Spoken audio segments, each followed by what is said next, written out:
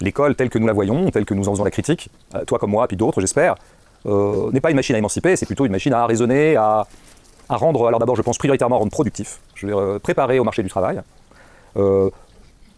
discipliner les corps, les habituer à la soumission, les habituer à se fondre dans un dispositif de contrôle et de production, ce qui fait qu'on les rend parfaitement corvéables après quand ils arrivent sur le marché du travail. Donc là, je pense que c'est quand même la vocation première de l'école. Alors après, qui s'est toujours accompagné de tout un tas d'un écrin idéologique, plus ou moins sincère d'ailleurs. Je pense que quand Jules Ferry dit qu'il s'agit quand même d'éduquer ces jeunes gens pour qu'ils puissent, je sais pas quoi, avoir l'esprit critique ou développer, enfin devenir des humanistes parfaits dans la grande tradition française, qui va de la Renaissance à la Révolution française, en passant par la Troisième République. Donc oui, je pense qu'il y avait sans doute un élément de sincérité chez Jules Ferry, mais il n'en reste pas moins vrai que, de fait, il n'y aurait pas eu d'école obligatoire ou d'instruction obligatoire s'il n'y avait pas eu une demande du marché, s'il n'y avait pas eu une demande de la production, une demande de l'industrie. Et donc c'est d'abord ça à quoi on prépare les enfants. Donc après, je veux dire, dans la continuité, d'ailleurs, il ne faut jamais oublier le ressort belliciste de l'invention, en tout cas du caractère obligatoire de l'instruction qui donc, tombe dans les années 1870.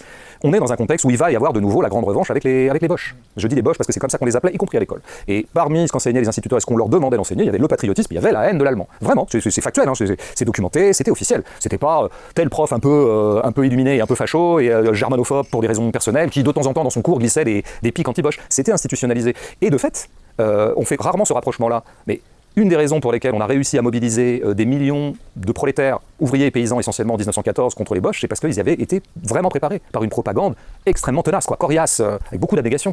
Mais plus généralement, à se soumettre à l'instituteur, qui était un peu sacralisé à l'époque. On regrette d'ailleurs maintenant beaucoup le temps où il était sacralisé. Je ne le regrette pas beaucoup ce temps-là, mais après chacun son tempérament.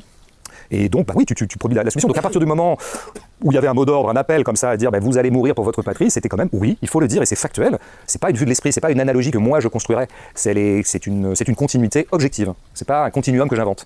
Il y avait une continuité entre ces corps, ce qu'on faisait des corps à l'école et la docilité qu'on attendait d'eux le jour où on allait leur dire tu vas aller combattre les Allemands au risque de ta vie. Et on a parlé de partir la fleur au fusil. Et oui, c'est toujours impressionnant à quel point on a réussi à mobiliser, qu'il n'y a pas eu de mutinerie. Il y a eu des mutineries à partir du moment où la guerre est devenue vraiment dégueulasse. Elles ont été réprimées de façon extrêmement brutale, comme on sait. Donc à partir de 1916, il y a beaucoup de mutineries, mais en 1914, c'est pas le cas. Donc comment tu arrives à rendre mobilisable comme ça toute une classe d'âge, des gens qui avaient de 18 à 25 ans, je pense, je ne suis pas très documenté sur le truc, mais tout s'était passé par l'école.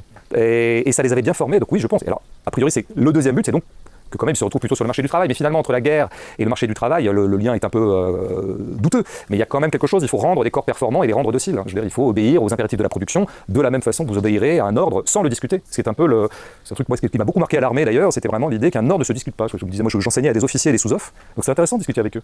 Surtout qu'on avait des rapports relativement pacifiés, donc on se parlait pas mal pendant les cours, avant, après, et oui, moi je les préparais à quelque chose, c'était une espèce d'épreuve écrite qu'ils devaient faire pour monter en grade, je pense, dans mon souvenir, et c'était souvent des dissertations ou des rédactions un petit peu argumentatives, donc moi je les formais à défendre le pour, puis le contre, puis la synthèse. Je faisais cette espèce de boulot un peu con, qui consiste à penser méthodiquement, oui, non, peut-être, un peu les deux.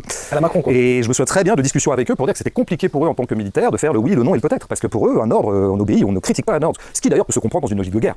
Si tu es au front et que vraiment ça canarde de partout, tu vas pas commencer à discuter avec le mec qui te dit on va passer par là, ou alors sortir la mitraillette. Bon, voilà. Je peux comprendre, mais que du coup le paradigme militaire se diffuse